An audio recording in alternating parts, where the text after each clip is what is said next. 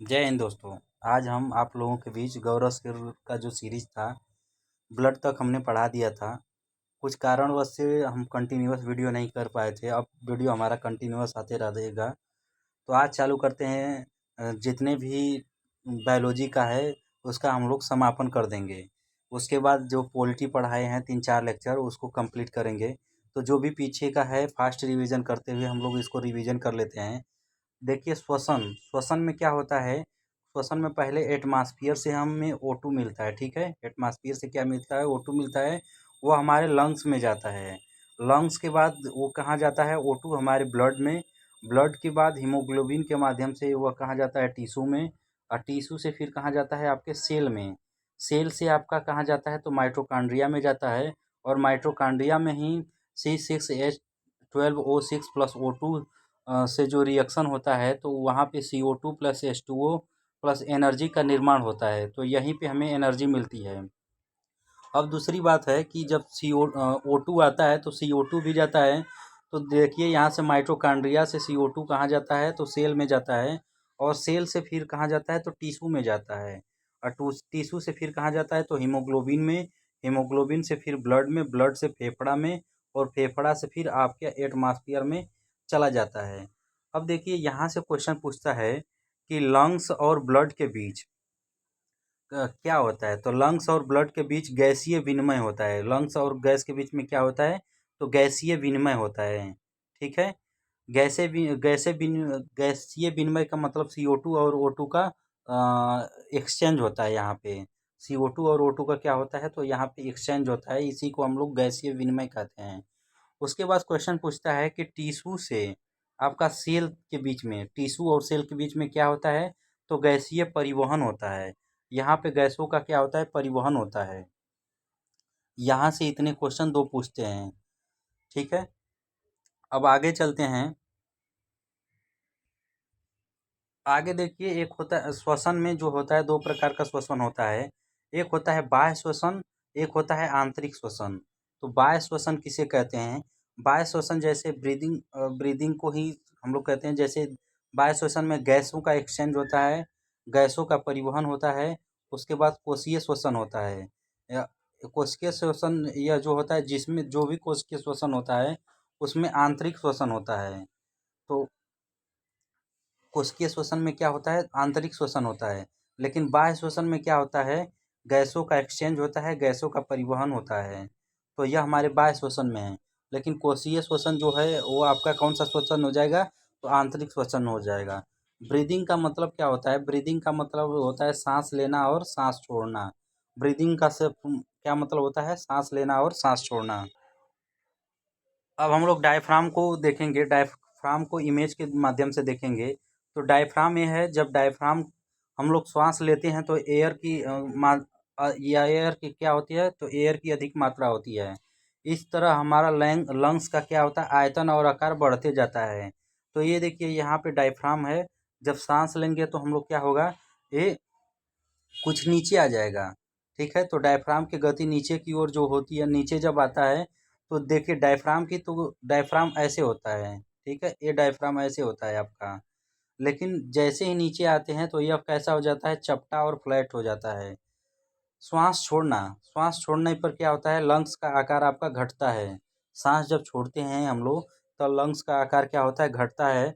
और डायफ्राम की गति ऊपर की ओर होती है। डायफ्राम की गति कहाँ होती है, तो ऊपर की ओर होती है। और डायफ्राम की गति जब ऊपर की होती है तो डायफ्राम का जो आकार होता है यह आपके गुंबद के आकार के जैसे होता है। गुंबद के आकार का मतलब ऐसे हो जाता है। ठीक है, और नीचे आता है तो कैसे हो जाता है, तो आपका फ्लैट हो जाता है। देखिए, यहाँ पे जब सामान्य व्यक्ति सामान्य ब्रीदिंग करता है तो 500 ml आपका हवा ग्रहण करता है। और सामान्य व्यक्ति 1 मिनट में 12 से 16 बार ब्रीदिंग करता है। कितने से, 12 से 16 बार आपका क्या करता है, ब्रीदिंग करता है सामान्य मनुष्य। उसके बाद देखिए, नोज जो है क्या कैसे होता है, तो नोज से फेरिंग्स में जाता है। फेरिंग से आपका ट्रैकिया में ऑक्सीजन जाता है। फिर आपका ब्रोंकाई, ब्रोंचाई को ही श्वसनी कहते हैं। इसके बाद ब्रोंचियो ब्रोंचियो ब्रोंचियो में होता है श्वसनिका। उसके बाद एल्वुलाई या तो कुपिका में जाता है आपका एयर। तो सबसे पहले कहाँ एयर आता है, तो नोज में आता है, नोज के बाद फेरिंग्स में, फेरिंग से आपके ट्रैकिया में, ट्रैकिया से ब्रोंचाई या श्वसनी में, उसके बाद ब्रोंचियो श्वसनिका में, उसके बाद एल्वुलाई या कुपिका में जाता है। यहाँ पे नोट लगा के देखेंगे, कुपिका को श्वसन तंत्र की क्रियात्मक इकाई कहते हैं। ट्रैकिया में उपस्थिति से निर्मित सी आकार, इसकी आकार सी आकार रिंग पाई जाती है, जो कि हवा को अनुपस्थिति में श्वास नली को चिपकने से रोकती है। इसमें क्या होता है, ऐसे होता है, आपके ट्रैकिया में ऐसे होता है, और इसमें रिंग ऐसे ऐसे करके क्या होता है, रिंग होता है, सी आकार की रिंग होती है, जो कि क्या करता है, आपके जो हवा नहीं होती, हवा के अनुपस्थिति में श्वास नली को चिपकने से रोकती है। ठीक है ना। यहाँ पे इमेज के माध्यम से समझेंगे हम लोग। यहाँ पे इमेज में दिखाया गया है, देखिए यहाँ पे जो होता है आपका इपिग्लोटिस है। ये क्या है, इपिग्लोटिस है। इपिग्लोटिस का क्या कार्य होता है, तो यह श्वास नली में श्वसन और भोजन का जो होता है उसको रोक के रखता है। जैसे ऐसे होता है कि हम लोग सांस भी ले रहे हैं और खाना भी खा रहे हैं, तो खाना खाते टाइम उस समय फूड पाइपिंग खुलता है, और श्वास जब लेते हैं हम लोग, तो उस समय क्या होता है, आपका श्वसन वाली नलिका खुलती है। अब यही ट्रैकिया की बात होती है, जो सी आकार की, यहीं पे देखिए छल्ली की तरफ यहाँ पे दिखाया गया है, ये सी आकार की उपस्थिति होती है। यह कहाँ होती है, तो आपके ट्रैकिया में होती है। और यहाँ पे जो दिखाया गया है आपका लैरिंग्स या स्वर तंत्र होते हैं, या तो इसे ही वॉइस बॉक्स भी बोलते हैं। स्वर तंत्र को ही क्या बोलते हैं, वॉइस बॉक्स भी बोलते हैं। तो क्वेश्चन पूछता है वॉइस बॉक्स किसे कहते हैं, तो लैरिंग्स या स्वर तंत्र को कहते हैं। नीचे जो आपका ये है एल्वुलाई, लास्ट पे यहीं पे आपका क्या आता है, ऑक्सीजन आता है। एल्वुलाई के यहाँ लास्ट हो जाता है। ठीक है ना। तो इस तरह आपका हो गया। अब देखिए गैसों का विनिमय जो होता है लंग्स से कहाँ जाता है, एल्वुलाई में जाता है। गैसों का विनिमय कहाँ से, लंग से एल्वुलाई में जाता है। यहाँ पे जब CO2 आता है, जब O2 आता है, और यहाँ पे ब्लड में O2 आता है, और ब्लड से क्या जाता है, CO2 जाता है। ठीक है ना। तो इसी को हम लोग क्या क्या कहते हैं, गैसों का विनिमय और गैसों का विकिरण। जब हमारे O2 में कहाँ आता है, तो हमारे ब्लड में आता है, और ब्लड से जितने भी CO2 होते हैं वो कहाँ होते हैं, बाहर निकलते हैं, और इसी घटना को क्या कहते हैं, गैसों का विनिमय या गैसों का विकिरण कहते हैं। अगला जो है, श्वास लेने और श्वास छोड़ते समय क्या क्या कांस्टेंट रहता है, क्या नियत रहता है, तो N2 जो होता है आपका 78% हवा लेते हैं, जब श्वास लेते हैं तब भी रहता है, और जब छोड़ते हैं तब भी N2 कितना रहता है, 78%। तो क्वेश्चन पूछता है कि श्वास लेने और श्वास छोड़ने में क्या नियत रहता है, क्या बराबर रहता है, तो आपका नाइट्रोजन बराबर रहता है, तो कितने परसेंट, तो आपका है 78%। ठीक है। अब देखिए O2 जो होता है, O2 जो होता है 21% होता है। O2 कितना होता है, 21%। हवा श्वास को लेते समय, लेकिन छोड़ते समय ये क्या होता है, 5% की कमी हो जाती है, और ये आपका 16% हो जाता है। CO2 कितना होता है श्वास लेते समय, तो 0.03%। जबकि CO2 यही बढ़ के कितना हो जाता है श्वास आपके छोड़ते समय, तो श्वास छोड़ते समय आपका हो जाता है CO2 4%। तो यहाँ पे देखेंगे इम्पॉर्टेंट है कि आपका ऑक्सीजन कितने परसेंट होता है, तो ऑक्सीजन 21% रहता है, लेकिन छोड़ते समय कितना होता है, तो 16% होता है। कार्बन डाइऑक्साइड कितने परसेंट रहता है, तो 0.03, और छोड़ते समय कितना हो जाता है, तो 4%। यहाँ से क्वेश्चन पूछा जाता है, इसलिए आप लोग यहाँ इसको क्या करेंगे, ध्यान रखेंगे। अब अगला जो है आपका गैसों का परिवहन। गैसों के परिवहन में हम लोग क्या देखेंगे, O2 और CO2 का कैसे होता है। तो गैसों के परिवहन में O2 और CO2 होता है। परिवहन में 98% हीमोग्लोबिन होता है। क्या होता है, 98% हीमोग्लोबिन होता है। जबकि CO2 के परिवहन में, O2 के परिवहन में क्या होता है, 98% हीमोग्लोबिन होता है। जबकि CO2 के परिवहन में आपका 70% बाइकार्बोनेट होता है। तो O2 के परिवहन में कितना हीमोग्लोबिन रहता है, तो 98% हीमोग्लोबिन रहता है। जबकि CO2 के परिवहन में आपका 70% बाइकार्बोनेट होता है। तो CO2 में क्या होता है, तो बाइकार्बोनेट का परिवहन होता है, जबकि O2 में क्या होता है, हीमोग्लोबिन का परिवहन होता है। क्वेश्चन पूछ देता है कि कितने परसेंट, तो 98% हीमोग्लोबिन और 70% बाइकार्बोनेट होता है आपके CO2 में। अब देखिए नोट लगा के देखेंगे, जब हीमोग्लोबिन होता है तो हीमोग्लोबिन किसको अ, पकड़ता है। जैसे हीमोग्लोबिन सबसे पहले इसकी प्रायोरिटी कौन है, तो यह CO2 को ना पकड़ के CO2 को से रिएक्शन करता है, और CO2 से रिएक्शन करके क्या करता है, कार्बन मोनोऑक्साइड। क्वेश्चन पूछता है कि हीमोग्लोबिन किससे आसानी से रिएक्शन करता है। एक आपका CO2 रहेगा, एक कार्बन मोनोऑक्साइड रहेगा। तो एक कार्बन मोनोऑक्साइड से रिएक्शन करके, जैसे अंगीठी जलाते हैं हम लोग, तो वहाँ पे एक बंद कमरे में अंगीठी जलाने पे आपका हीमोग्लोबिन का कार्बन मोनोऑक्साइड से रिएक्शन करके आपका कार्बोक्सिक हीमोग्लोबिन का निर्माण कर लेता है, और दम घुटने से इससे मौत हो जाती है। तो अंगीठी जलाने से बंद कमरे में क्या होता है, तो आपका कार्बोक्सी हीमोग्लोबिन का निर्माण हो जाता है, इसके कारण से दम घुटने से मौत हो जाती है। अब देखिए दूसरा जो होता है कोशिकीय श्वसन। कोशिकीय श्वसन क्या होता है, तो कोशिकीय श्वसन में C6H12O6 और वो आपका,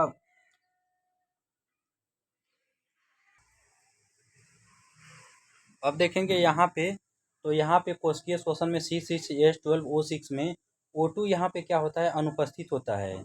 और इस पथ को क्या कहते हैं, ये पथ जो होता है आपका ग्लाइकोलाइसिस पथ या EMP पथ भी बोलते हैं, इंग्लिश में इसे EMP शॉर्टकट में बोलते हैं।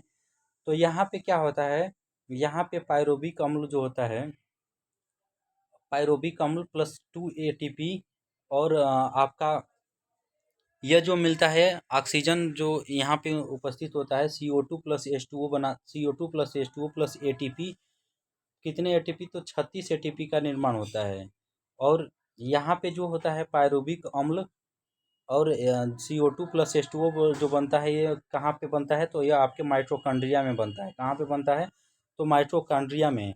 उसके बाद जो पायरोबिक अम्ल और 36 ATP बनता है आपके, इसे क्या कहते हैं, तो इसे क्रेब्स चक्र कहते हैं। क्या कहते हैं इसे, तो इसे हम लोग क्रेब्स चक्र के नाम से जानते हैं।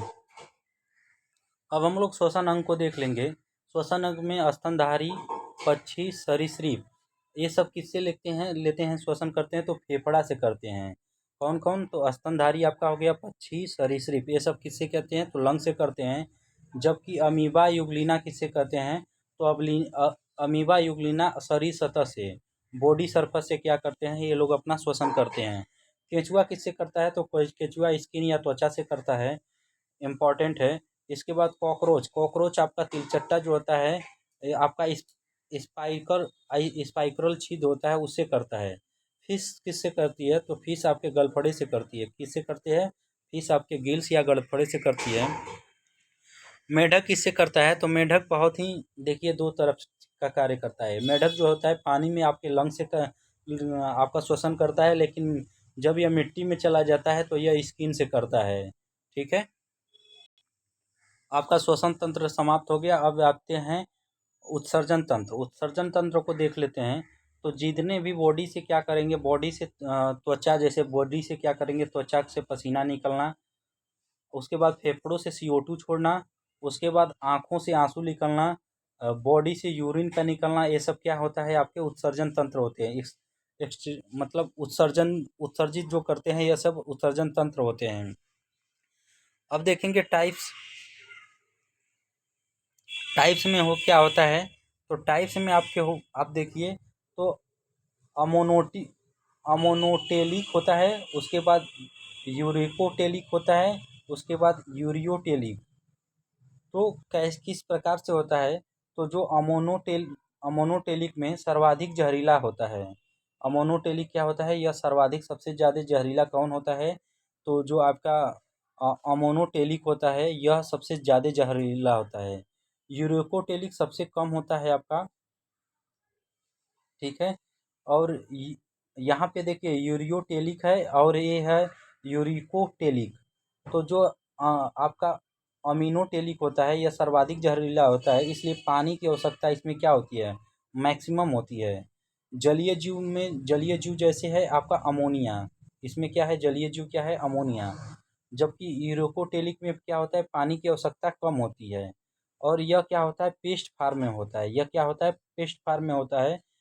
और यह कौन उत्सर्जन करता है, तो यहाँ पे देखिए पक्षी और सरीसृप इसका उत्सर्जन करते हैं। और यहाँ पे क्या उत्सर्जन करते हैं, तो यूरिक एसिड उत्सर्जित करते हैं। जबकि आपका अमोनोटेलिक में क्या होता है, अमोनोटेलिक में इसमें जलीय जीव जो होते हैं वो आपके उत्सर्जित करते हैं। और जलीय जीव क्या उत्सर्जन करते हैं, तो आपके जलीय जीव अमोनिया का उत्सर्जन करते हैं।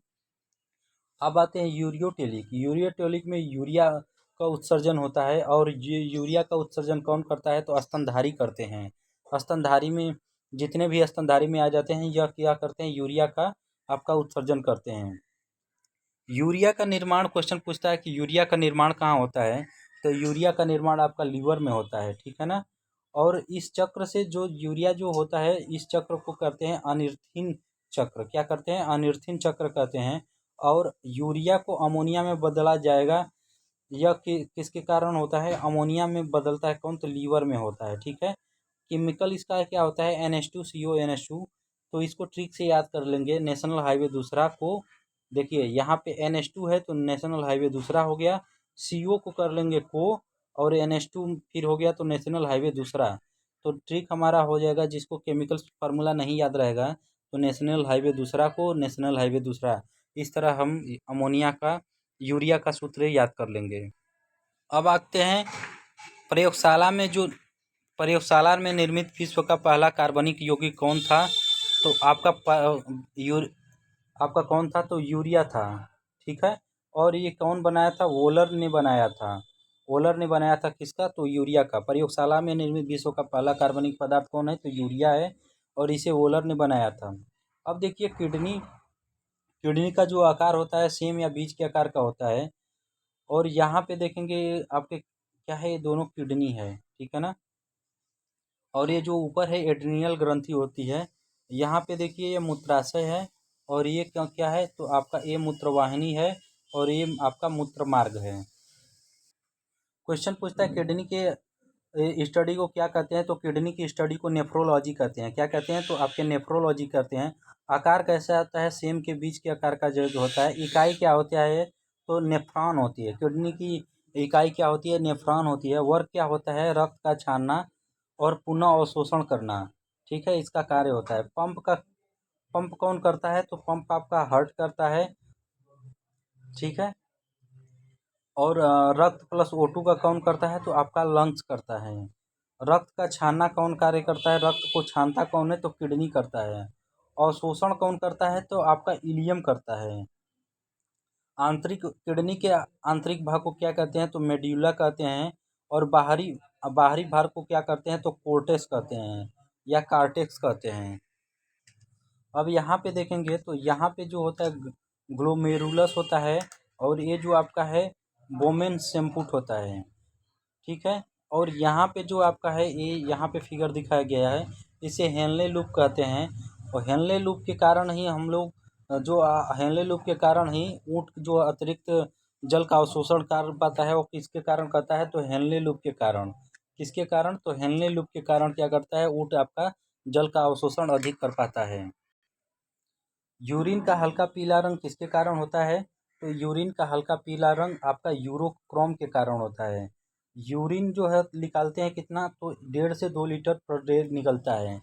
पीएच वैल्यू इसका क्या होता है, तो पीएच वैल्यू 4.8 के आसपास होता है। इसलिए यह क्या होता है, हल्का अम्लीय होता है। तीक्ष्ण इसकी कैसी होती है, तो तीक्ष्ण गंध होती है इसकी। और अमोनिया जो होता है 95%। H2O, H2O जो आपका होता है 2 से 2.5, यही आपका अमोनिया क्या होता है, अमोनिया फिर आपका यूरिया में कन्वर्ट हो जाता है। ये अमोनिया 95%। और इसमें जो आपका यूरिया होता है, यूरिया जो होता है आपका 2 से 2.5%। देखिए कि गठिया में, बुढ़ापे में गठिया जो हो जाता है, ज्वाइंट में यूरिक अम्ल जम जाता है। क्या हो जाता है, यूरिक अम्ल जम जाता है। किडनी पथरी में क्या होता है, कैल्शियम ऑक्जिलेट हो जाता है। डायलिसिस किसका होता है, तो किडनी के खराब होने पर रक्त के फिल्ट्रेशन के करने के लिए डायलिसिस किया जाता है, ठीक है। तो डायलिसिस क्या होता है, किडनी जो खराब हो जाती है तो रक्त के फिल्ट्रेशन के करने के लिए हम लोग डायलिसिस करवाते हैं। अब अगला जो है आपका ग्लैंड है। ग्लैंड को देखेंगे तो ग्लैंड जो क्या होता है, कोशिका का वह समूह जो तरल पदार्थ स्रावित करता है उसे ग्लैंड कहते हैं। जैसे हार्मोन और एंजाइम का जो स्रावण करता है उसे ग्लैंड कहते हैं। ग्लैंड दो प्रकार के होते हैं, अंतःस्रावी ग्लैंड और बाह्यस्रावी ग्लैंड। अंतःस्रावी ग्लैंड किसे कहते हैं, जो हार्मोन का स्रावण करता है, जो हार्मोन रिलीज करता है उसे आपका अंतःस्रावी ग्लैंड कहते हैं। यह नलिका विहीन होता है। क्या होता है यह, तो नलिका विहीन होता है। अंतःस्रावी ग्रंथि हार्मोन को सीधा रक्त में मिला देता है। यह अंतःस्रावी ग्रंथि हार्मोन को क्या करता है, सीधा रक्त में मिला देता है। एंजाइम, और जो एंजाइम का स्रावण करता है कि क्या कहते हैं उसे, बाह्यस्रावी ग्रंथि। यह क्या होता है, इसमें नलिका युक्त होता है। क्वेश्चन पूछता है कि बाह्यस्रावी ग्रंथि क्या होता है, नलिका युक्त होता है। एंजाइम नलिका द्वारा लक्षित स्थान पर पहुंचाता है। एंजाइम को क्या होता है, इसमें नलिका द्वारा लक्षित स्थान पर पहुंचाता है। अब देखिए, अंतःस्रावी ग्रंथि और बाह्यस्रावी ग्रंथि को क्या कहते हैं, इसको हम लोग मिक्स्ड ग्लैंड कहते हैं। मिक्स ग्लैंड किसे कहते हैं, जो अंतःस्रावी भी हो बाह्यस्रावी भी हो। जैसे आपका अग्नाशय, अग्नाशय को क्या कहते हैं, अग्नाशय को हम लोग मिक्स ग्लैंड कहते हैं। एंडोक्राइन ग्लैंड, यह जनक या थाइमस, इसका जनक क्या है, कौन है, तो थाइमस एडिसन है। इसके जनक कौन है, तो थाइमस एडिसन है एंडोक्राइन ग्लैंड के। पीयूष ग्रंथि, पीयूष ग्रंथि को हम लोग क्या कहते हैं, पिट्यूटरी ग्लैंड कहते हैं। और उसके बाद इसका नाम मास्टर ग्लैंड कहते हैं। इसे क्या कहते हैं, मास्टर ग्लैंड कहते हैं। सभी ग्रंथियों पे नियंत्रण कौन करता है, तो ये आपके पीयूष ग्रंथि। एक इसका आकार कैसे होता है, तो मटर के दाने के समान होता है। हार्मोन, हार्मोन में देखेंगे ऑक्सीटोसिन हार्मोन। ऑक्सीटोसिन हार्मोन क्या करता है, तो यह इसे ऑक्सीटोसिन हार्मोन के लव हार्मोन भी कहते हैं। इसके बाद प्रसव पीड़ा हार्मोन भी कहते हैं। इसे बर्थ हार्मोन, या बच्चे का जन्म देता है उसे भी वह बर्थ हार्मोन भी कहते हैं। दूध का निष्कासन किस हार्मोन के कारण होता है, तो आपके ऑक्सीटोसिन हार्मोन के कारण होता है। ठीक है। अब दूसरा जो जो आ जाता है प्रोलैक्टिन हार्मोन। प्रोलैक्टिन हार्मोन दूध का निर्माण करता है।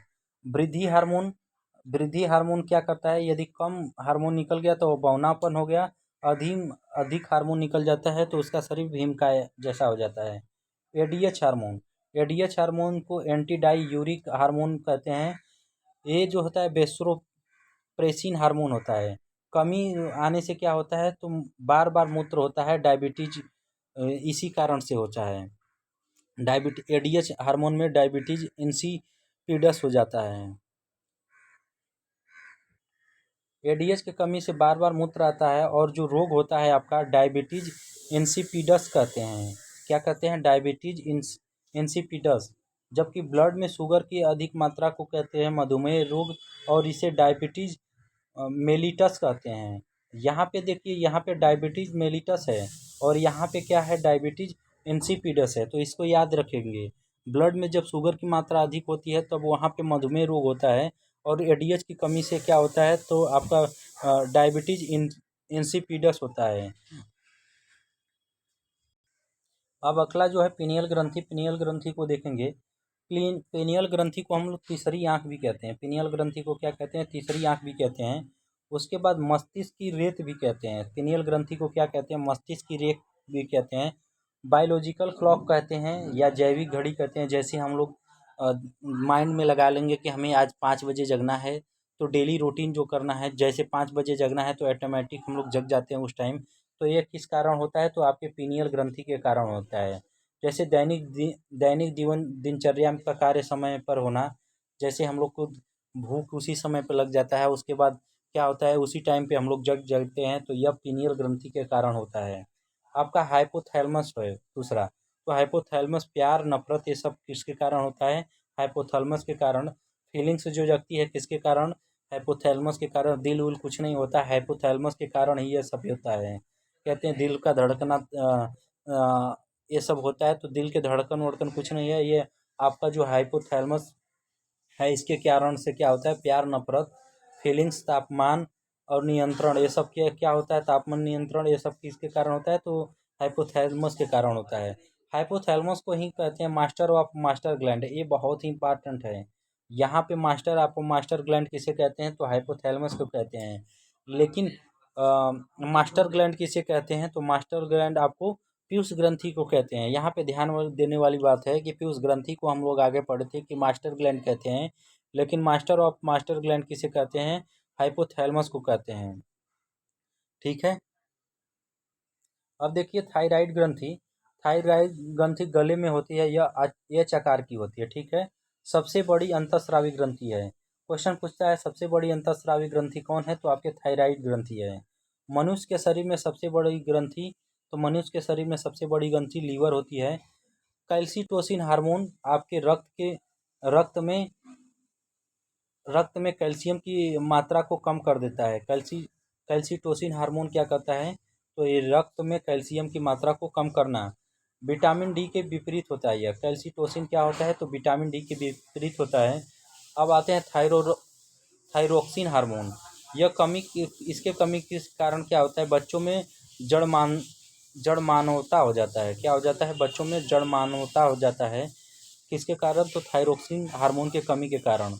वयस्क में क्या होता है, तो वयस्क में कमी के कारण वो आपका मिक्सीडीमा हो जाता है। क्या हो जाता है, मिक्सीडीमा हो जाता है।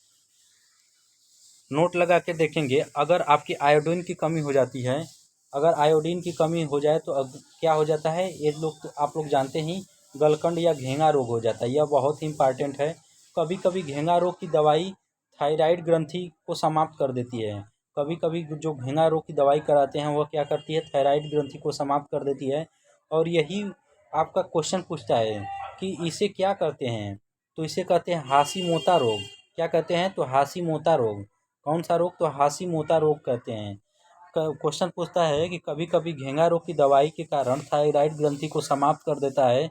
इस कारण से जो आपका रोग होता है कौन सा होता है, तो हाशीमोतो रोग होता है। अब दूसरा जो है पैराथायराइड ग्रंथि। पैराथायराइड ग्रंथि जो होती है गले में 2 जोड़ी होती है। कितने जोड़ी होते हैं, गले में 2 जोड़ी होती है।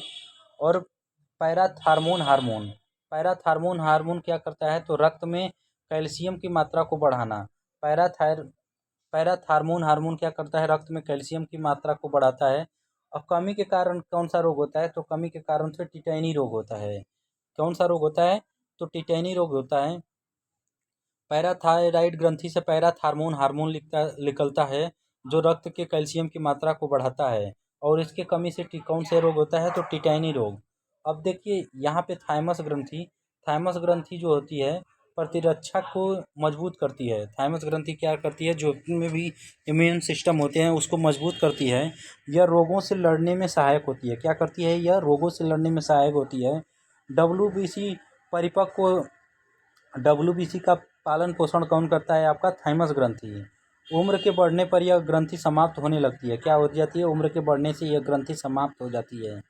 इसलिए देखते हैं कि जितने भी बूढ़े लोग हो जाते हैं उनका जो होता है कोई भी रोग जल्दी ठीक नहीं होता है।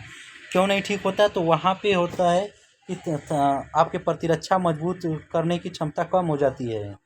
अग्नाशय का क्वेश्चन देखेंगे तो अग्नाशय को क्या कहते हैं हम लोग, मिश्र ग्लैंड भी कहते हैं। क्या कहते हैं, मिश्रित ग्रंथि भी अग्नाशय को कहते हैं।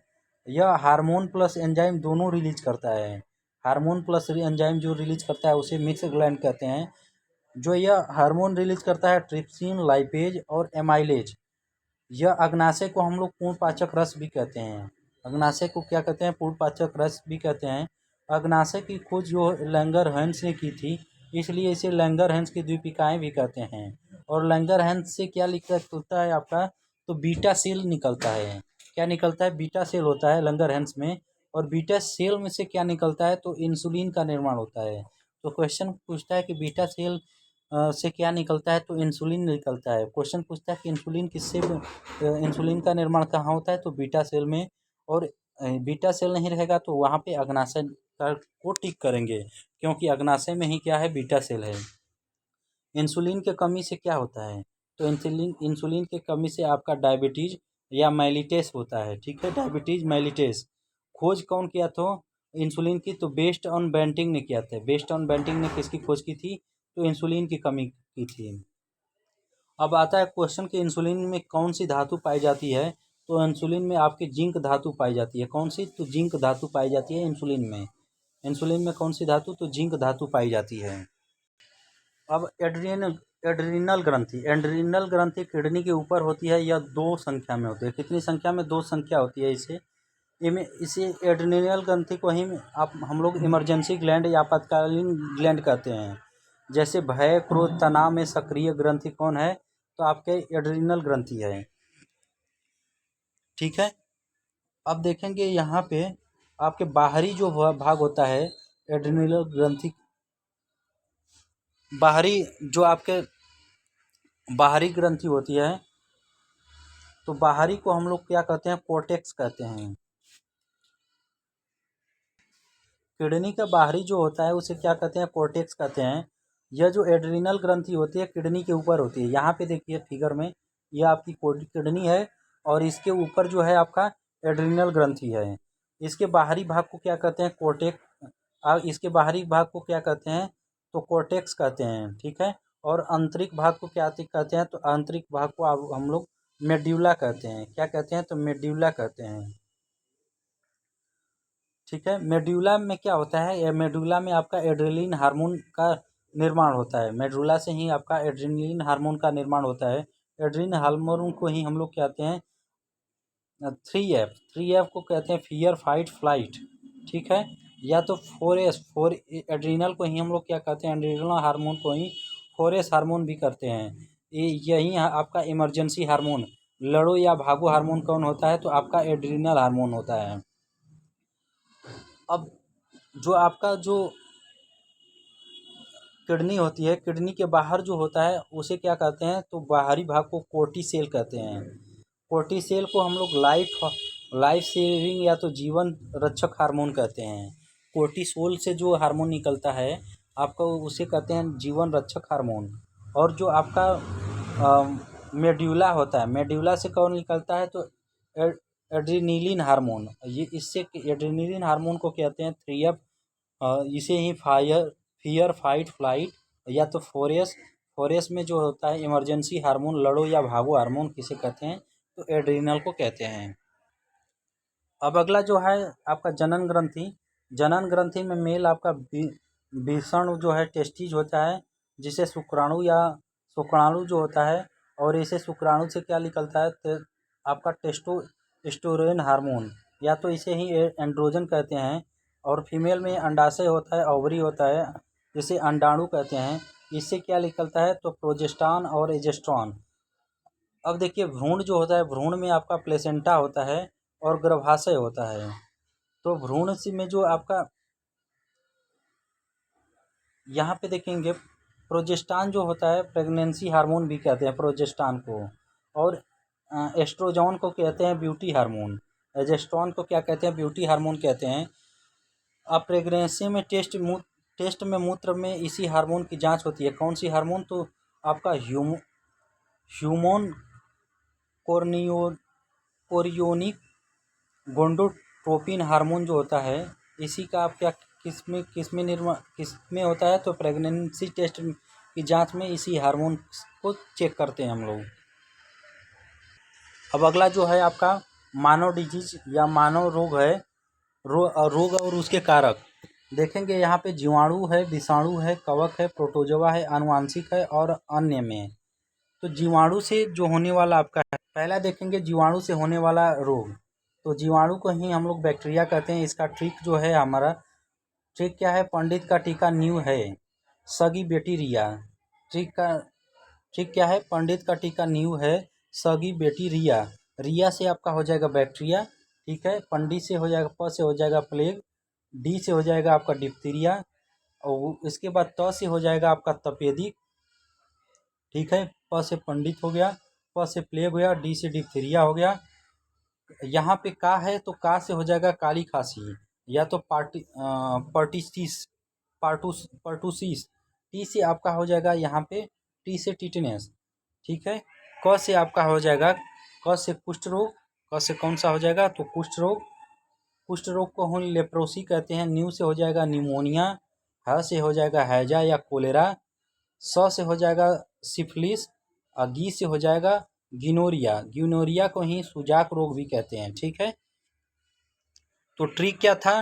ट्रिक हमारा है पंडित का टीक न्यू है सगी बेटी रिया। 2 बार बोलेंगे हमारे साथ। पंडित का टीक न्यू है सगी बेटी रिया। पंडित का टीक न्यू है सगी बेटी रिया। तो प से हो जाएगा आपका प्लेग, डी से हो जाएगा डिप्थीरिया, का से हो जाएगा आपका काली खांसी, टी से हो जाएगा टिटनेस, न्यू से हो जाएगा निमोनिया, है से हो जाएगा हैजा, ह से कौन सा हो जाएगा हैजा, स से हो जाएगा सिफिलिस, स से कौन सा हो जाएगा सिफिलिस, ग से हो जाएगा आपका, यहाँ पे देखिए ग से है गी है ना, तो गी से हो जाएगा गिनोरिया। ठीक है। अब देखिए टीबी में क्या होता है, टीबी में को तपेदिक भी कहते हैं। टीबी में जो होता है आपका माइक्रोबिलाई जीवाणु होते हैं। कौन से जीवाणु होते हैं, तो माइक्रोबिलाई जीवाणु होते हैं। और प्रभावित क्या होता है, तो आपका प्रभावित जो होता है लंग्स होता है, फेफड़ा होता है। विश्व टीबी दिवस 24 मार्च को मनाते हैं। टीबी जीवाणु जो होता है इसकी खोज रॉबर्ट कोच ने किया था।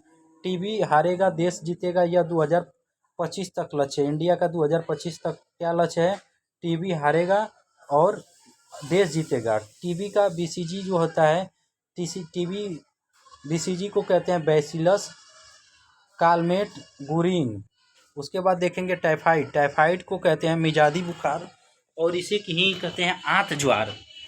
क्या कहते हैं, आंत ज्वार, इसी को कहते हैं टाइफाइड को ही। इसमें जो जीवाणु होता है सिलमोना टाइफाई होता है। कौन सा जीवाणु होता है, तो सोलमेना टाइफी। प्रभावित क्या होता है, तो आंत होती है। इसमें क्या होता है, उल्टी दस्त होता है। जांच को क्या कहते हैं, तो विडाल टेस्ट कहते हैं। टाइफाइड के जांच को क्या कहते हैं, तो विडाल टेस्ट कहते हैं। अब अगला जो आ जाएगा आपका प्लेग आ जाएगा। प्लेग को क्या कहते हैं, प्लेग जो होता है आपका पास्चुरेला पेस्टिज होता है। पास्चुरेला पेस्टिज जो रोग कारक होता है। चूहा इसमें क्या होता है, चूहा वाहक होता है। रोग कारक क्या होता है इसमें प्लेग में, तो पास्चुरेला पेस्टिज होता है रोग कारक, लेकिन वाहक क्या होता है, चूहा होता है। इससे हो जाता है आपकी कौन सी मौत होती है, काली मौत होती है प्लेग से। चौथा जो है हैज या कोलेरा या विषुचुका कहते हैं। जीवाणु जो होता है, जीवाणु होता है विब्रियो कैलोरी जीवाणु। कौन सा जीवाणु, तो विब्रियो कैलोरी जीवाणु। प्रभावित क्या होता है, तो आंत होती है। आंत से क्या होता है आपका, इसमें क्या होता है, तो उल्टी और दस्त आने लगती है। अब इसके बाद ORS होता है। ORS को लेते हैं हम लोग, तो ORS को कहते हैं ओरल रिहाइड्रेशन सॉल्यूशन। ORS का फुल फॉर्म होता है, ORS का होता है ओरल रिहाइड्रेशन सॉल्यूशन। अब देखेंगे टिटनस को। टिटनस से क्या होता है, टिटनस जो होता है, टिटनस जीवाणु। टिटनस में कौन सा जीवाणु होता है, तो आपका क्लोरोस्ट्रेडियम होता है। क्लोरोस्ट्रेडियम टिटेनी आपका जीवाणु होता है। और ये शरीर जो होती है, शरीर की आकृति धनुषाकार होती है, धनुषा टंकार जैसी हो जाती है, धनुष के टंकार जैसी हो जाती है। और इसमें जो होता है 100% घातक बीमारी होती है। इसका कोई इलाज नहीं है। यदि टिटनस हो गया तो आप लोग इसमें मर ही सकते हैं। टिटनस में 100% घातक बीमारी होती है। टिटनस को पहले ही हम लोग क्या लगवा लेते हैं, इंजेक्शन लगवा लेते हैं। जबड़ा, इसमें क्या होता है, इसी को हम लोग लाक जा रोग भी कहते हैं। इसमें जबड़ा बंद हो जाता है आपका, शरीर में ऐंठन आ जाती है, जंग खाए हुए। और किसके कारण होता है यह, तो जंग खाए हुए लोहे पर जीवाणु के कारण होता है आपका टिटनेस। अब आते हैं कुष्ठ रोग। कुष्ठ रोग को हम लोग कुष्ठ रोग को हम लोग लेप्रोसी भी कहते हैं। इसमें जो जीवाणु होता है माइक्रोबैक्टीरियम लेप्री होता है। कौन सा जीवाणु होता है, तो माइक्रोबैक्टीरियम लेप्री जीवाणु होता है। खोज किसने की थी, तो हैंसन ने खोज की थी हैंसन ने, इसलिए हैंसन रोग भी कहते हैं। प्रभावित इससे क्या होता है, तो त्वचा और तंत्रिका तंत्र प्रभावित होती है आपके कुष्ठ रोग से। निमोनिया जीवाणु जो होता है, निमोनिया किसके कारण होता है, कौन से जीवाणु के कारण, तो डिप्लोकोकस निमोनी के कारण। श्वास लेने में बच्चे जो होता है तकलीफ लेता है। फेफड़ों में पल्स मवाद तरल पदार्थ इकट्ठा हो जाता है। ठीक है। अब देखेंगे गुनेरिया सुजाक या सिफिलिस। यह होता है गोनोरोई जीवाणु और गोनोरोई जीवाणु के कारण। गोनेरिया सूजा किसके कारण होता है, तो ये आपके गोनोरोई जीवाणु के कारण। सिफिलिस के किसके कारण होता है, तो ट्रेपोनीमा पैलिडियम जीवाणु के कारण। ट्रेपोनीमा पैलिडियम जीवाणु के कारण आपका सिफिलिस होता है।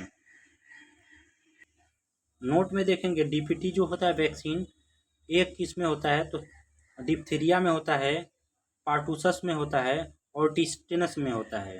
डीपीटी में कौन सी बीमारी होती है, तो डिप्थीरिया, पार्टिसस, पार्टिसिसस को बोलते हैं काली खांसी, उसके बाद टिटनस। डिप्थीरिया में आपका श्वसन तंत्र से संबंधी बीमारी है। कौन सी है, श्वसन तंत्र से संबंधी।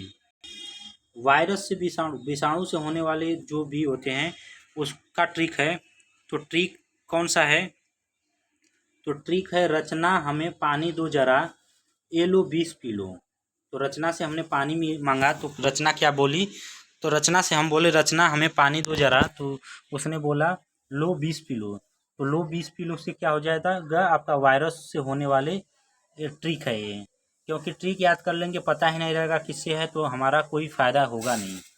र से यहाँ पे हो जाएगा रेबीज, CH से हो जाएगा चिकन पॉक्स या स्मॉल पॉक्स, ह से हो जाएगा हम यहाँ पे हेपेटाइटिस, म से हो जाएगा मिजल्स या खसरा, इसके बाद ई से हो जाएगा इबोला। यहाँ पे पानी है ना, तो पानी में आ जाएगा पोलियो, ठीक है। 2 से हो जाएगा डेंगू, जरा से हो जाएगा आपका जेड से जीका, ये यहाँ पे ए है तो ए से हो जाएगा एड्स।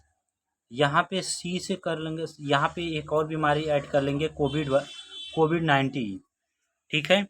तो यहाँ पे देखेंगे जैसे रेबीज है, तो रेबीज किसके कारण होता है, रेबीज वायरस जो होता है, रेबीज में कौन सा वायरस होता है, तो आपके रेबीज में रेहब्डो वायरस होता है। कौन सा वायरस होता है, रेहब्डो वायरस।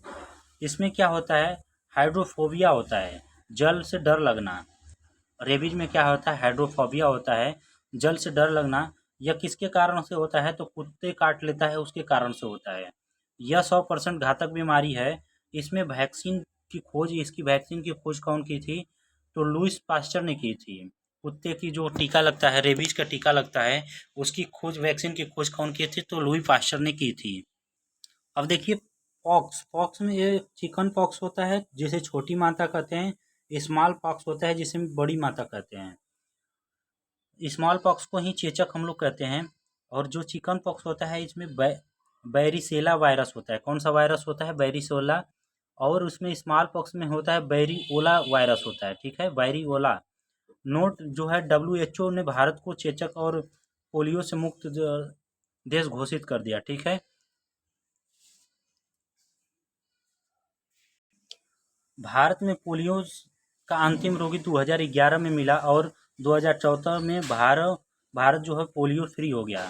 नोट देखिए, एडवर्ड जेनर ने विश्व का पहला टीका, एडवर्ड जेनर ने क्या किया था, विश्व का पहला टीका खोज किया था। इन्होंने स्मॉल पॉक्स का टीका खोज किया था। तो क्वेश्चन आता है कि विश्व का पहला टीका कौन खोज किया था, तो एडवर्ड जेनर ने किया था। और यह किस टीके की खोज की थी, तो स्मॉल पॉक्स टीके की खोज की थी। अब आते हैं डेंगू। डेंगू आपका होता है, डेंगू वायरस कौन सा होता है, तो अरबो वायरस, अरबो वायरस होता है। ये जो होता है रोग कारक होता है। और डेंगू जो होता है हड्डी तोड़ बुखार होता है। वाहक कौन होता है, तो मादा एडिजी एजिटाई होता है। मादा एडिजी जो एजिप्टाई होती है, वह आपकी वाहक होती है। ये कहाँ कहाँ होता है, तो साफ पानी और रूखा पानी दोनों जगह होता है। यहाँ पे ये अपना लार्वा छोड़ता है, ठीक है। साफ पानी और रुका हुआ पानी दोनों जगह पे है। प्रभावित क्या होता है, तो प्रभावित प्लेटलेट्स होता है, बिम्बाणु प्रभावित होता है, ठीक है। तो इसे कौन सा प्रभावित होता है, तो बिम्बाणु प्रभावित होता है। और इसे खत्म करते हैं कैसे, तो केरोसिन तेल डालने पे। केरोसिन तेल डालेंगे तो पृष्ठ तनाव कम हो जाएगा, तो लार्वा क्या हो जाता है, डूब जाएगा। मिजलिस या खसरा, मिजलिस या खसरा को मोरबीली वायरस कहते हैं। मोरबीली वायरस के कारण होता है। इसमें क्या होता है, बुखार, शरीर पर लाल दाने या खांसी हो जाता है। यह किस बार वायरस, रूबेला वायरस जो होता है, रूबेला वायरस को WHO ने भूटान और त्रिमोर लिप्स्ते को रूबेला फ्री घोषित कर दिया है। रूबेला फ्री घोषित कौन WHO किया है?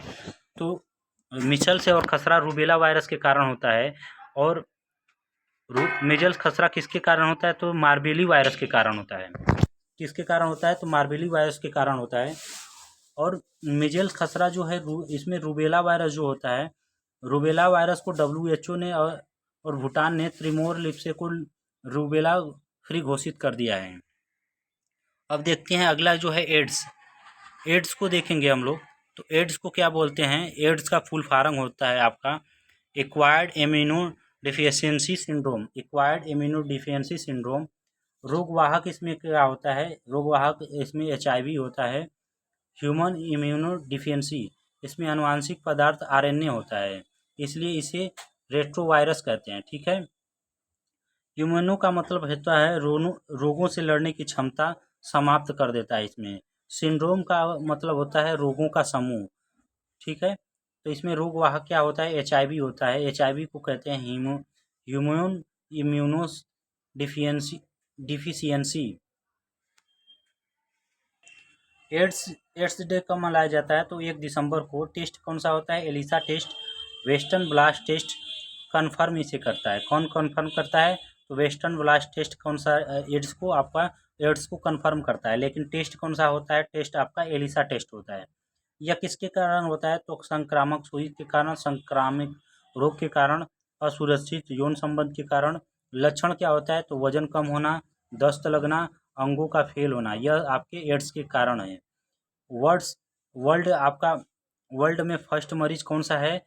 तो 1983 में USA में पाया गया आपका फर्स्ट मरीज। इंडिया में कब मरीज पाया गया? तो 1986 में फर्स्ट मरीज पाया गया। अब देखिए जो दूसरा है पोलियो। पोलियो वायरस किसके कारण होता है? तो पोलियो जो होता है पोलियो वायरस के कारण होता है। भारत 2014 में पोलियो मुक्त घोषित हो गया है। OPV वो होता है ओवल पोलियो वैक्सीन। इसमें ओवल पोलियो वैक्सीन होती है।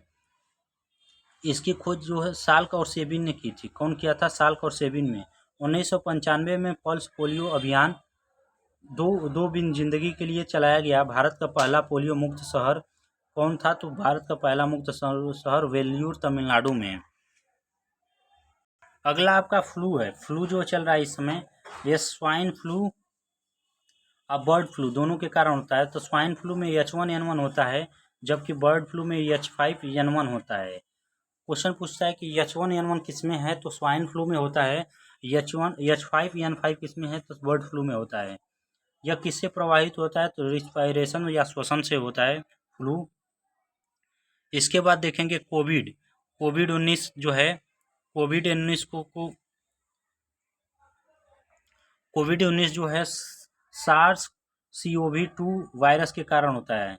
SARS-CoV-2 वायरस के कारण क्या होता है? आपका कोविड-19 होता है।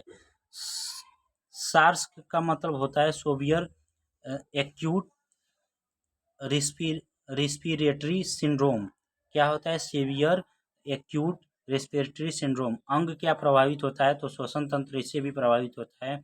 पहला जो मिला था वुहान चीन में इसकी शुरुआत हुई थी कोविड-19 की। भारत में जो कोवैक्सीन बनता है, भारत बायोटेक से क्या बनती है? कोवैक्सीन बनती है। जबकि एक सीरम है कोविशील्ड। सीरम किससे बनता है? तो कोविशील्ड सीरम आपका सीरम इंस्टीट्यूट इंडिया पुणे से बनता है। ठीक है। कोवैक्सीन सीरीज किससे? भारत बायोटेक बनाता है। कोविशील्ड बनाता है सीरम इंस्टीट्यूट ऑफ पुणे बनाता है। अगला जो है आइस फ्लू। आइस फ्लू में क्या आता है? गुलाबी क्या हो जाती है? आँख हो जाती है। यह किस कारण से होता है? तो एडिनो वायरस के कारण। इबोला वायरस क्या होता है? तो इबोला वायरस को कहते हैं इंटरनल ब्लीडिंग। इबोला वायरस के कारण क्या होता है? इंटरनल ब्लीडिंग होता है, शरीर के अंदर रक्त का स्राव। अब देखिए प्रोटोजोआ से होने वाले आपके जो ट्रिक है उसको देखते हैं हम लोग, प्रोटोजोआ से होने वाले ट्रिक को। तो प्रोटोजोआ से होने वाले ट्रिक देखेंगे तो ये ट्रिक है हमारा, पापा काम पे सोते हैं। पापा क्या कहते हैं? काम पे सोते हैं। पापा से हो जाएगा आपका पायरिया, का से हो जाएगा काला ज्वार, म से हो जाएगा मलेरिया, पे से हो जाएगा पेथिस या डायरिया, नी से सोते से हो जाएगा आपका निद्रा रोग। ठीक है। तो कौन सा ट्रिक है? पापा काम पे सोते हैं। अब देखिए मलेरिया जो होता है, मलेरिया में क्या होता है, मलेरिया परजीवी के कारण कौन से परजीवी होता है, तो ये आपके मलेरिया में प्लाज्मोडियम परजीवी होता है। कौन सा होता है, तो प्लाज्मोडियम परजीवी होता है।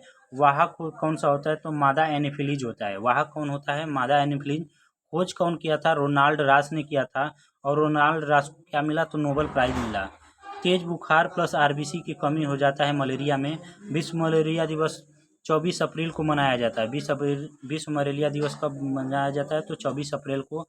दवा कौन सी होती है, तो दवा कुनेन। कुनेन कहाँ से मिलता है, तो सिनकोना के वृक्ष की छाल से मिलता है। कुनेन कहाँ से प्राप्त होता है, तो सिनकोना के वृक्ष के छाल से। अब देखेंगे कुनेन जो है सिनकोना के वृक्ष की छाल से।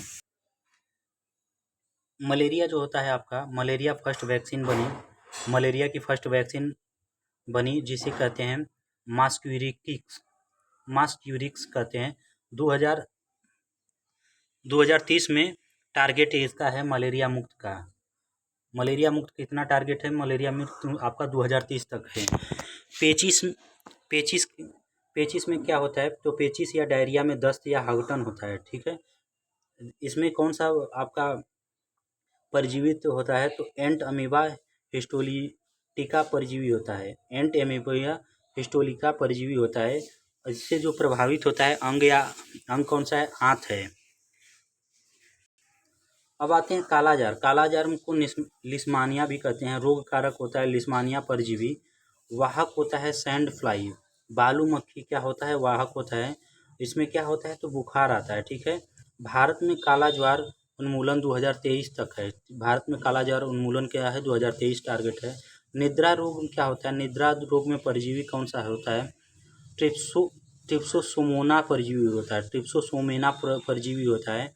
वह कौन होता है, सी फ्लाई, ठीक है। सी फ्लाई क्या होता है, निद्रा रोग में आपकी वाहक होती है। अब आते हैं कवक। कवक कवक को कहते हैं, कवक से जो आपका ट्रिक है, कवक से होने वाले रोग का ट्रिक, काला गंजा दमाद खाए फ्रूट। काला गंजा दमाद खाए फ्रूट। काला गंजा दमाद खाए फ्रूट। काला से हो जाएगा आपका ब्लैक फंगस। गंजा पर से हो जाएगा गंजापन। दाद से होगा जाएगा दाद। उसके बाद द से हो जाएगा दमा। खाए से हो जाएगा खुजली। उसके बाद ए फ्रूट से हो जाएगा एथलीट फ्रूट। अब देखिए ब्लैक फंगस में आँख से प्रभावित होता है। गंजापन में बाल होता है। आपका दाद में हो जाता है रिंगवार्म या स्किन। दमा में आपका अस्थमा होता है, जो कि श्वसन तंत्र प्रभावित होता है। एथलीट फुट में आपका स्किन प्रभावित होता है। ब्लैक फंगस को हम लोग म्यूकर माइकोसिस कहते हैं। ब्लैक फंगस को कौन से किस के कारण होता है, तो कौन सा आपका फंगस होता है, तो म्यूकर माइकोसिस होता है। अंग कौन सा प्रभावित होता है, तो आँख प्रभावित होती है। अनुवांशिक देखेंगे, अनुवांशिक जो होता है रोग, वो क्या होता है, एक पीढ़ी से दूसरी पीढ़ी में जाने की संभावना होती है। अनुवांशिक में एक पीढ़ी से दूसरी पीढ़ी में, जैसे इसमें जो होता है सिंड्रोम में देखेंगे, इसमें सिंड्रोम में जैसे पटाऊ सिंड्रोम है। पटाऊ सिंड्रोम में तेरे को पटाऊं इसमें 13 गुणसूत्र होता है। 13वें गुणसूत्र की ट्राइसोमी होती है। इसमें पटाऊ सिंड्रोम में 13वें गुणसूत्र की ट्राइसोमी होती है। डाउन सिंड्रोम इसको कर लेंगे, पटाऊ सिंड्रोम को 13 को पटाऊं तो 13, इसमें 13 गुणसूत्र की आपकी ट्राइसेमी होती है 13, ठीक है। उसके बाद डाउन सिंड्रोम में होता है 31 गुणसूत्र की ट्राइसोमी होती है। पटाऊ सिंड्रोम में कितनी होती है, 13 होती है। 13 को पटाऊं ऐसे कि याद कर लेंगे। डाउन सिंड्रोम में 21 होती है। उसके बाद एडवर्ड सिंड्रोम में होती है। एडवर्ड में 18 गुणसूत्र की ट्राइसोमी होती है। एडवर्ड को देखेंगे शुरुआत में तो 18 जैसा है, एडवर्ड को 18 जैसा लगेगा। 18 से हो जाएगा आपका 18वें गुणसूत्र के ट्राइसोमी। अब अगला देखेंगे क्वाइन फिल्टर में क्या होता है, 44 + XY जो होता है 46, इसमें 46 मेल होता है, लेकिन ये 46 ना होकर 44 + XSY 47 हो जाता है। तो इसमें यक्स अतिरिक्त जो होता है पुरुष में महिलाओं के लक्षण, जैसे कि किन्नर या छक्का का लक्षण आ जाता है। किसमें, तो क्लाइन फिल्टर में। टर्नर सिंड्रोम देखेंगे, टर्नर सिंड्रोम में क्या होता है, टर्नर सिंड्रोम में आपका 46 प्लस एक्स एक्स होता है तो 46 एक्स एक्स मतलब 46 फीमेल होता है। तो 46 फीमेल ना होके 44 प्लस एक्स हो जाता है, 45 हो जाता है। तो इसमें महिलाओं में महिला का लक्षण दिखाई देने लगता है। टर्नर सिंड्रोम में महिलाओं में महिला का लक्षण दिखाई देने लगता है। अब आते हैं हीमोफीलिया। हीमोफीलिया किसके कारण होता है? हीमोफीलिया शाही रोग होता है, इंग्लैंड की महारानी में हुआ था। ठीक है, इसमें क्या होता है, रक्त का ब्लड क्लोटिंग नहीं जमता। इसमें क्या होता है, ब्लड क्लोटिंग नहीं जमता। वाहक क्या है, महिला है, लेकिन रोगी कौन होता है, इसमें पुरुष होता है। वड़ंदता, वड़ंदता में होता है क्या, इसमें हरे और लाल रंग की बीजभेद नहीं हो पाता। यह भी अनुवांशिक रोग होता है। वाहक कौन होता है, इसमें महिला होती है, लेकिन रोगी कौन बनता है, इसमें पुरुष बनता है। अब अगला जो आपका है थैलेसीमिया। थैलेसीमिया जो है रक्त संबंधी बीमारी है। यह आरबीसी जो होता है निर्माण नहीं हो पाता है। थैलेसीमिया में क्या होता है, आरबीसी का निर्माण नहीं हो पाता और बार बार ब्लड बाहर से देना पड़ता है। उसके बाद सिकल सेल एनीमिया है। इसमें जनजातीय क्षेत्र जो होता है उसमें होता है। जनजातीय क्षेत्र में यह आपका सिकल सेल एनीमिया होता है। ये इसमें जो होता है आरबीसी क्या होता है, हथियाकार हो जाता है। आरबीसी क्या हो जाता है, आरबीसी किस प्रकार की हो जाती है, तो हथियाकार आकृति की हो जाती है। यह कहाँ होता है, तो जनजातीय क्षेत्र में होता है। सिविल सेल एनीमिया कहाँ हो जाता है, तो जनजातीय क्षेत्र में यह रोग होता है। फाइलेरिया, फाइलेरिया में क्या होता है, हाथी पाँव रोग कहते हैं। पैर सूजकर हाथी के समान है, हाथी के पैर के समान हो जाता है। रोग कारक क्या होता है, बेचूरिया ब्रोकोफ्लाई। इसमें कौन होता है, तो बुचेरिया ब्रोकोपताई कृमि।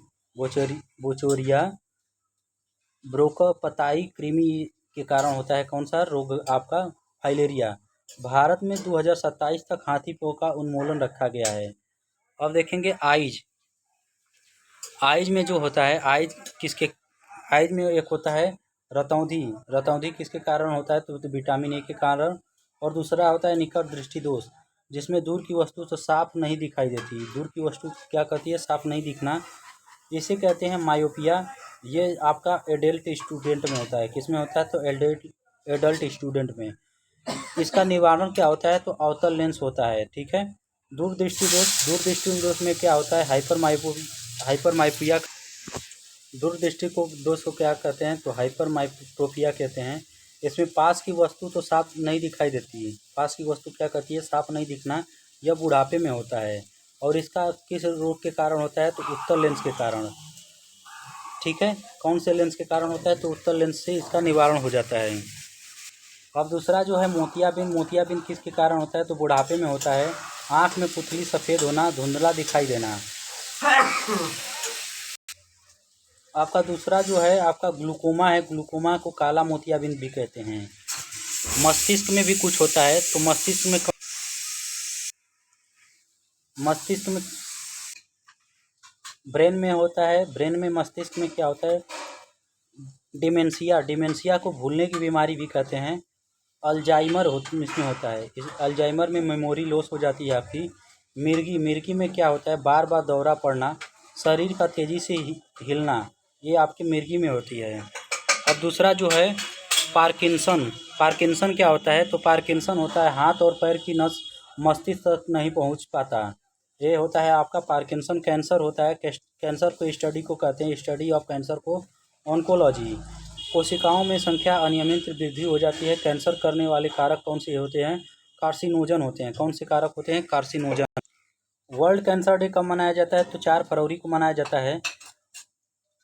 कोबाल्ट-60 को कैंसर के इलाज के लिए किया जाता है।